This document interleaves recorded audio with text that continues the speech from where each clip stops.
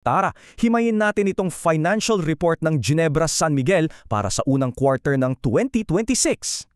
Boom! Basagin natin ang headline. Umabot sa 2.29 billion peso ang net income nila ngayong quarter. Ang galing, di ba?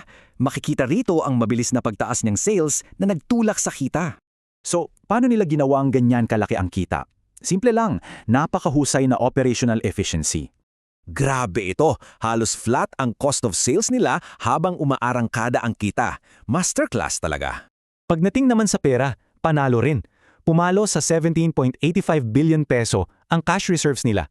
Sa mismong operasyon pa lang yan ang laking cash na agad ang pumasok sa negosyo. Okay ang cash flow, pero paano naman kaya nila hinahawakan ng mga utang nila ngayon? Kung mapapansin nyo, puro short-term ang liabilities nila. Umiwas sila sa mabigat na long-term debt. Para iwas lugi, matalinong pinaghalo ng management ang fixed at variable rate debt para kontrolin ang interes. Pero teka, sa kabila ng magandang record na ito, ano kaya ang banta sa susunod na quarter? Para sa hinaharap, bantay sarado ang management sa tatlong malalaking financial risks na posibleng humarang sa kanila. Medyo tricky ang palitan ng pera.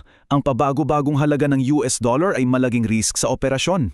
Sa usaping pautang naman, mahigpit nilang binabantayan ang mahigit 700 bilyong pesong overdue receivables.